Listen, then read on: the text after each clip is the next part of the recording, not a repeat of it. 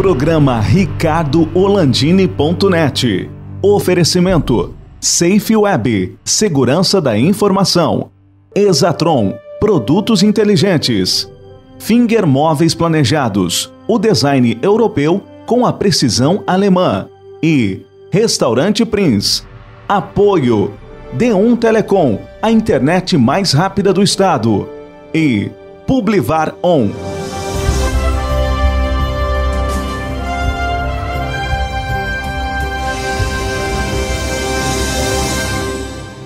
Hello my friends!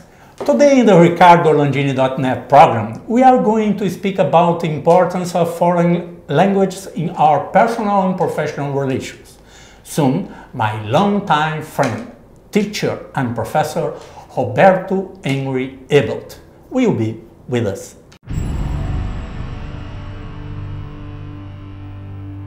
Auto Center Pedroso, uma oficina completa para cuidar do seu carro.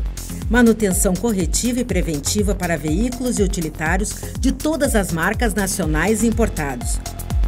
Com profissionais qualificados, equipamentos atualizados e atendimento personalizado. Faça uma revisão completa. Comprove a eficiência e a qualidade dos nossos serviços. Auto Center Pedroso. Tradição, confiança e proteção você encontra aqui.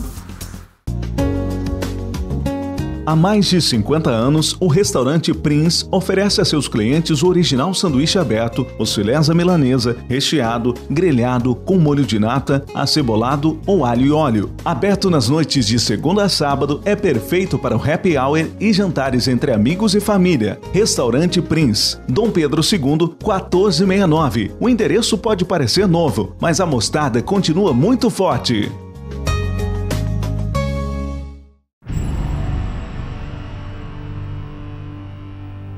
Mr. Bob, tudo bem? Muito obrigado por vir ao meu programa mais uma vez. Mais uma vez, já gravamos há muitos anos atrás o tempo do programa .net. Né? É verdade, já é o terceiro, eu acho, que a gente faz junto, né? É Roberto Henry Ebelt, my teacher and professor. O que tu achou do teu aluno? Olha, muito bom, mas não precisa me chamar de professor, porque eu não tenho uma graduação para lecionar em terceiro nível. A minha graduação mas é de tu sabe primeiro... por que eu te chamo de professor, né? Porque, assim, gente, já vamos explicar aqui. Nos Estados Unidos, tinha uma diferença, assim, teacher nos Estados Unidos, professor na Inglaterra. Isso é inglês britânico, não inglês norte-americano, tá? Que é um pouquinho diferente, tá? Professor seriam professores com alguma cátedra, com alguma cadeira universitária ou de uma graduação diferenciada. E o teacher é o professor do dia a dia. Isso. Mas para mim, Roberto, tu é o meu teacher, o meu professor querido e o meu mestre, meu professor também, né? Quantas vezes tu já me aconselhaste em tantas coisas, não só no inglês, mas também na vida profissional, né? De algumas relações que a gente tem aí. Bondade tua, eu que aprendo contigo, De longa data. Mr. Bob, né, temos o Boben, que está ali do outro lado da Agape Video, e o Mr. Bob aí. Só que tem um detalhe, né? Já que vamos conversar, é o seguinte, ó. O Mr. é só com sobrenome. Então, Mr. Ebelt. Mr. Ebelt. Não pode chamar. Então, se fosse chinês, poderia chamar Mr. Bob, porque o sobrenome é o primeiro nome. Bom, aí sim, na China é outra cultura, não é? A gente não imagina o que é. Eu sei que tu imagina bem, porque tu já estivesse lá. Algumas vezes. Algumas vezes. E o inglês me ajudou, hein? Porque olha aqui, os chineses entre eles, como tem muitos dialetos, eles falam inglês. Exatamente. O número de línguas que esses países lá do Oriente e cercanias têm, o número de dialetos que esses países têm é uma coisa absurda, né? Os países não surgiram agora, na época dos transportes, não tinha transporte. Então, cada local desenvolvia a sua própria linguagem, né? Na China parece que tem mais de 120 dialetos diferentes. E diferentes. Né? Exatamente. São alguns grandes, como o mandarim e o cantonês, que o mandarim dá 700 milhões, 800 milhões, e o cantonês 80, 90, não chega a 100 milhões, e depois tu divide o que sobrou disso aí, esse outro bilhão que sobrou, tu divide por 120, tu falou? Eu acho que é mais até, viu? Do número 200 fica muito claro na minha cabeça quando são os dialetos da Índia. Eles falam inglês, o hindu, o inglês, e ainda tem mais 200 ali pelos cantos. E os dois oficiais são o hindu e o inglês. Roberto,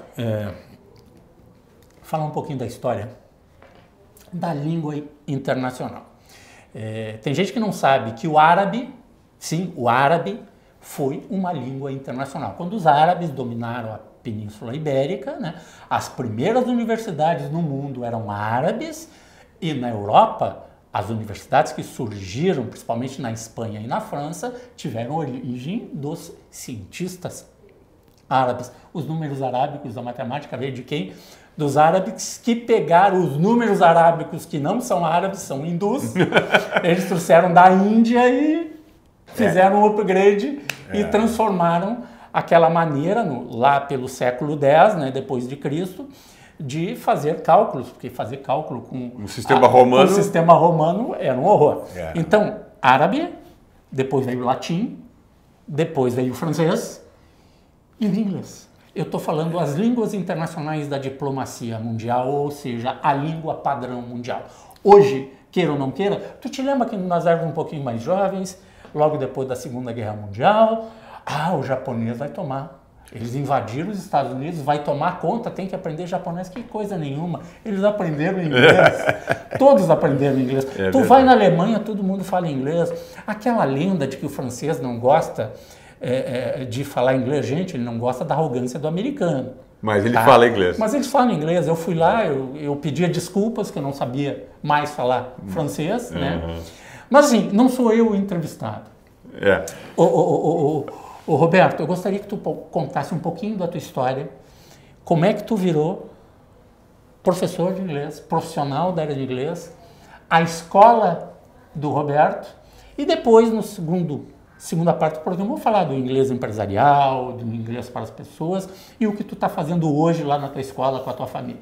Tá certo. Bom, primeiro vamos adicionar um detalhezinho, né?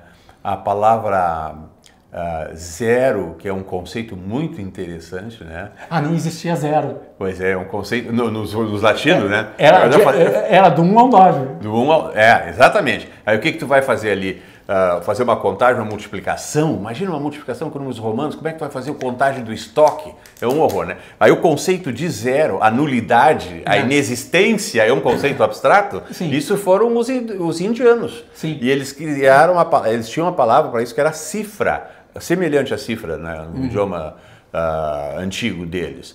E essa palavra deu origem a zero, que é um dos grandes avanços da humanidade, né? A criação do zero, do conceito da ausência, né? O 1 mais o 0 que dá 10, que, ou seja, na camada das dezenas, não tem nenhuma além das 10 primeiras, né? É que nós aprendemos, ainda muita gente que está nos assistindo não aprendeu os números romanos no colégio, mas nós aprendemos. E era terrível, né? Era terrível. Eu até hoje tento trancar o filme para ver em que ano ele foi feito, porque eu tenho que olhar e decifrar, né? Porque eu não consigo. Eu também faço isso lá, que eles botam lá os para ver que ano foi. V, I, L. É verdade. Né? E a lógica é toda deles. Mas esse negócio que tu falasse aí dos indianos, da Índia, esse conceito do zero é um conceito muito, muito interessante, né? Que resultou, enfim, em tudo, até a ciência dos computadores, né? Sim. Porque é 0 e 1, 0 e 1, 0 e 1. O código binário, 0 e 1. Exatamente. Bom, mas a gente começou a escola, ela realmente foi fundada em 1971. O Roberto não era nascido, o Bob. Nós começamos em 1971.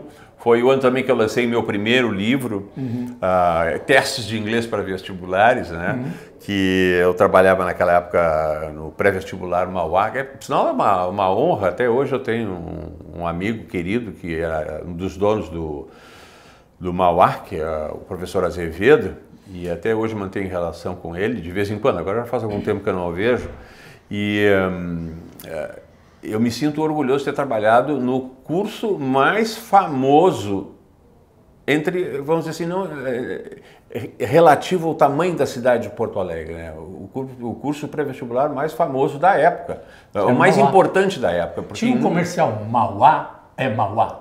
Ah, exatamente, exatamente. Aquilo ali foi o que fez decolar as minhas atividades, né?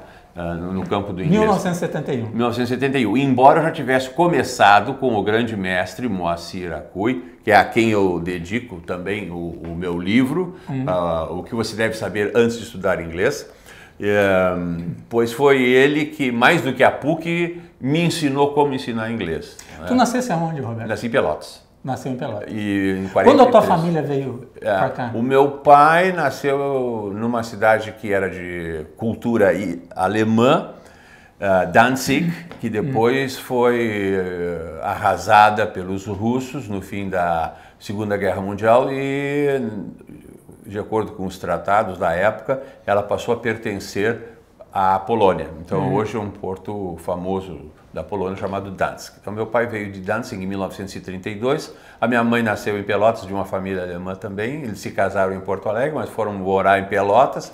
Eu nasci em 43 e o meu primeiro livro e o meu filho nasceram em 71.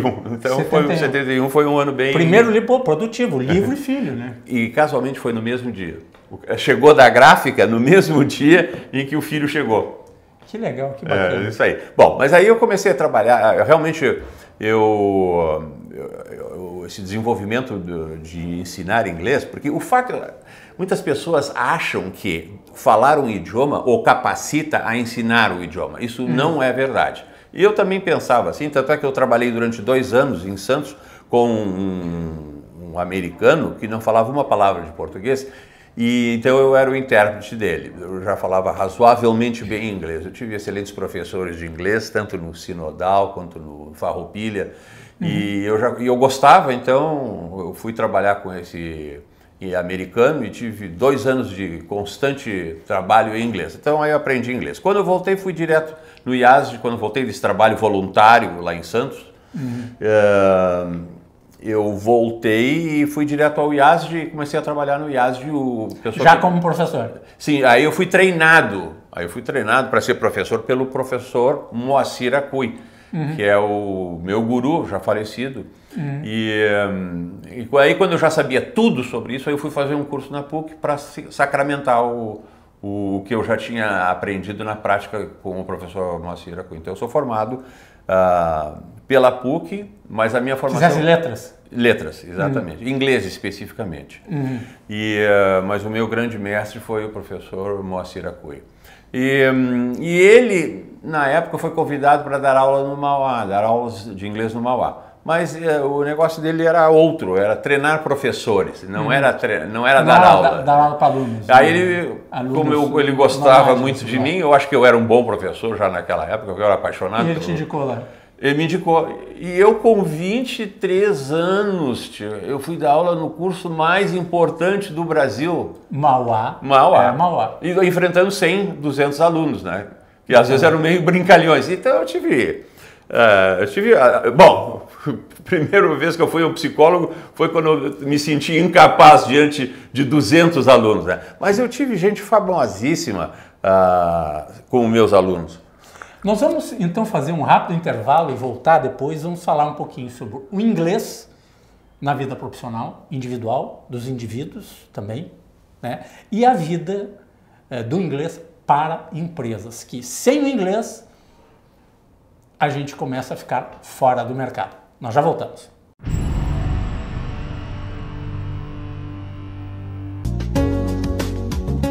Há mais de 50 anos, o restaurante Prince oferece a seus clientes o original sanduíche aberto, os filés à milanesa, recheado, grelhado, com molho de nata, acebolado ou alho e óleo. Aberto nas noites de segunda a sábado, é perfeito para o happy hour e jantares entre amigos e família. Restaurante Prince, Dom Pedro II, 1469. O endereço pode parecer novo, mas a mostarda continua muito forte.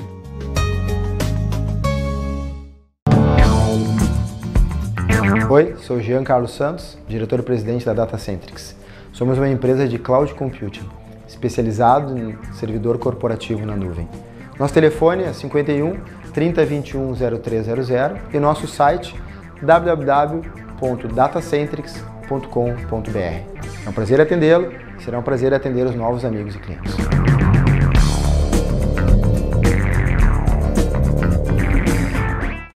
Auto Center Pedroso, uma oficina completa para cuidar do seu carro. Manutenção corretiva e preventiva para veículos e utilitários de todas as marcas nacionais e importados. Com profissionais qualificados, equipamentos atualizados e atendimento personalizado. Faça uma revisão completa. Comprove a eficiência e a qualidade dos nossos serviços. Auto Center Pedroso.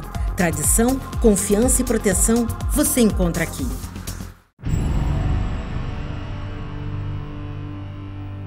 Estamos conversando com o professor Roberto Henry Ebelt, professor de inglês, meu amigo de longa data e uma pessoa com muita experiência na área do inglês, principalmente na área empresarial.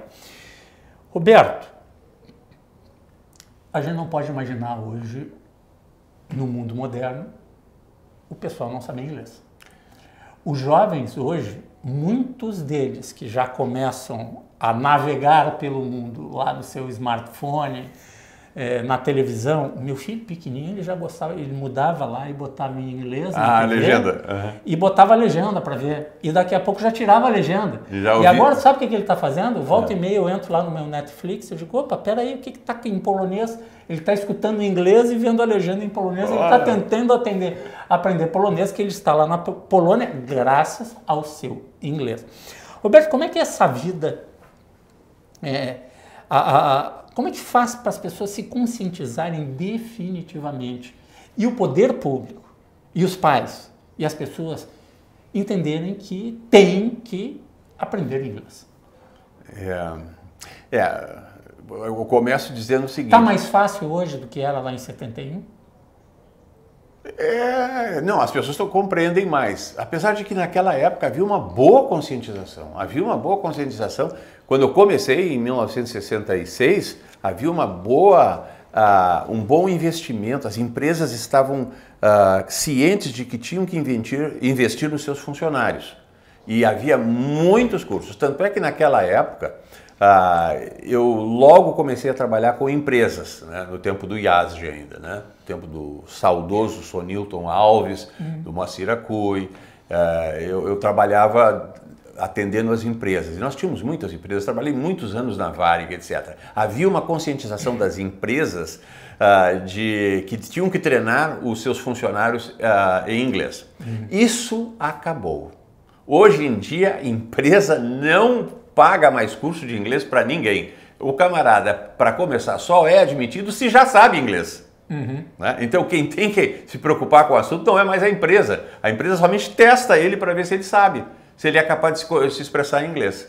Então, agora a procura é por parte dos profissionais que já estão dentro de uma empresa, mas sabem que os seus conhecimentos de inglês não são satisfatórios, e também por pessoas desempregadas que, ao procurar um emprego, são questionadas a respeito do seu domínio do idioma. Não havendo... E daí vira um diferencial, né? Exatamente. Então, nós um facilitador. Né? Exatamente. Nós não temos mais nenhuma empresa, cliente, só pessoas físicas, que são pessoas essas que eu falei, as que estão empregadas e sabem que tem que melhorar, e as que não estão empregadas e sabem que tem que saber inglês para poder conseguir um emprego. Essa é a situação. Mudou da água para o vinho. Roberto, a capacitação, eu já falei aqui várias vezes, né?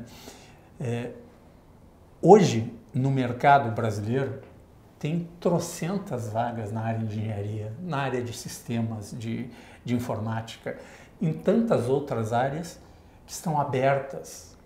Empresas nacionais e multinacionais, tanto brasileiras quanto de fora do Brasil, as vagas são abertas porque não tem alguém que fale inglês, que fale francês, que fale alemão.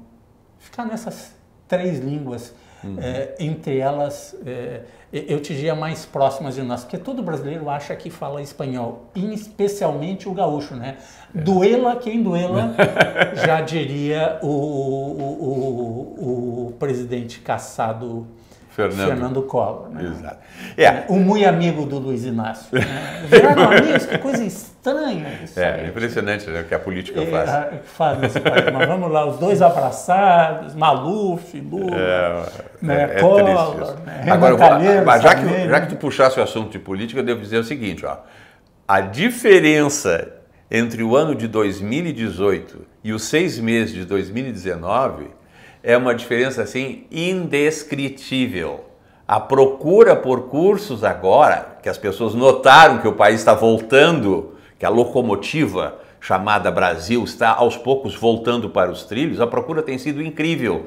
E o incrível é o seguinte, tá? Eu vivia pão e água durante 20 anos, desde 2000, são 18 anos. E agora...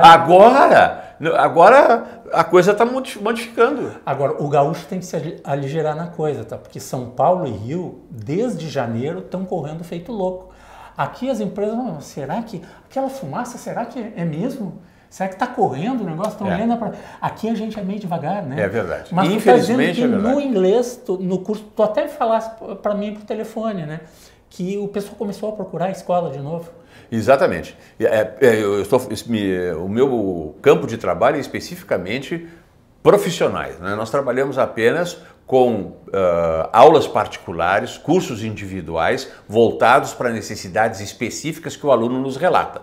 Olha, minha situação é esta, eu já estudei isso, quero chegar lá naquele nível. Eu trabalho em engenharia, eu trabalho em exatamente. Então fazemos um programa para atender as necessidades específicas da pessoa que nos procura. Às vezes até atendemos casais, né? Mas geralmente o que dá mais resultado é a aula individual. Porque aí o sujeito economiza o tempo dos outros alunos, né? Porque num grupo com 10 alunos, que é para juventude, é para camarada que está com 12 anos, aí ele fica 8 anos numa escola de inglês, com 10, 15, 20 alunos em redor dele, ele chega no fim do programa, ele está bem em inglês, né? Mas um adulto que já tem 20, 25 anos, 30 anos, 40, 50 anos, ele precisa aprender para logo em seguida, a aula tem que ser individual, não pode ser em grupo. Porque numa aula em grupo, se tem 10 alunos, tu divide os 60 minutos ou 70 minutos da aula por 10. Então já não é 70, é 7. Mas o professor fala a metade do tempo. Então não é 7, é 3,5 minutos. 2 vezes por semana dá 7 minutos por semana. Quem é que aprende inglês com 7 minutos por semana? Ninguém. Agora, a não ser o jovenzinho, o garotinho. Agora a tua aula é para uma pessoa ou no máximo um casal. Assim. Exatamente. Ou 2 pessoas também. Não é? Às vezes existem 2 gerentes, 2 diretores de uma mesma empresa que podem se interessar, ou que têm o mesmo nível, que podem ter disponibilidade no mesmo tempo, etc. Então a gente faz isso. Mas isso é exceção. O padrão é aula individual. Eu trabalhei numa empresa, que é onde nós nos conhecemos, há anos atrás, né, que nós tentamos e conseguimos um relativo sucesso de fazer algumas reuniões de diretoria falando em inglês, ou pelo menos parte da reunião, tentando exercitar o inglês com o professor junto, que ele nos orientava, coisa e tal. E aliás, foi muito legal, onde demos um pulo bem grande no inglês.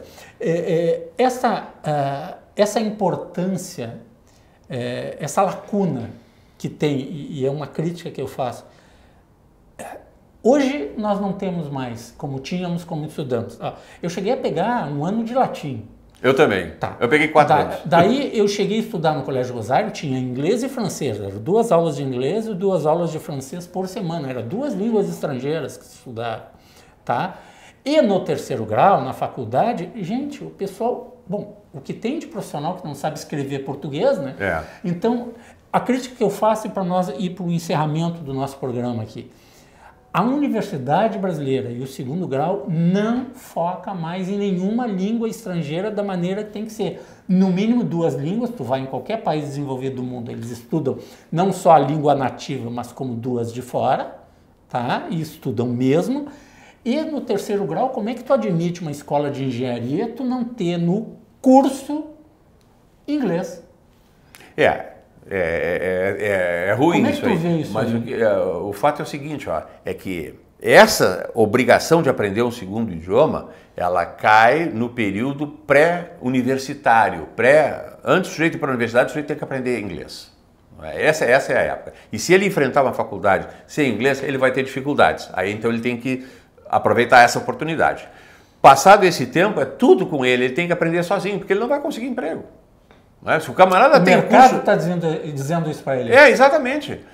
Inclusive, a questão de 2 anos atrás, nós trabalhamos com a diretora de uma empresa alemã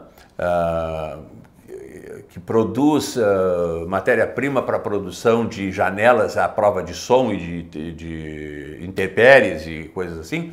E ela não aprendeu alemão. A pessoa na Alemanha disse para ela que você precisa aprender a falar inglês dentro de 6 meses. E ela ficou lá 6 meses conosco. A Tônia Lima, nossa grande aluna.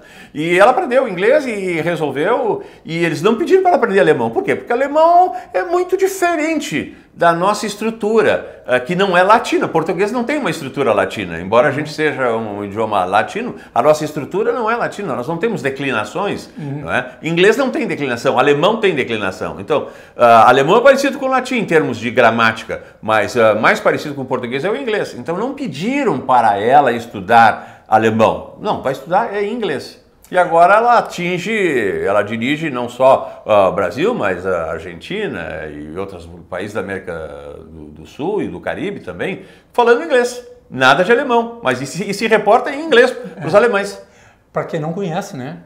A Alemanha, eu tive algumas vezes na Alemanha, Berlim, Bremen, Frankfurt, Hannover, Bonn, várias cidades, todo mundo fala inglês.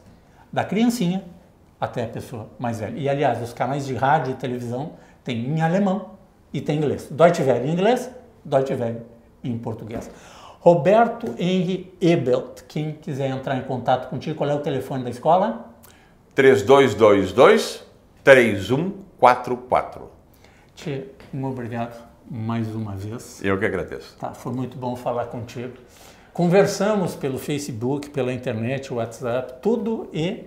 mais uma vez, daqui a um tempo vamos falar um pouquinho da importância da língua estrangeira na relação das pessoas e das empresas e na relação mundial. É legal tu chegar no aeroporto, em qualquer lugar do mundo, e ser compreendido por quem está do outro lado do balcão. Absolutamente. Né? Roberto, obrigado. Até um próximo programa. Até o próximo.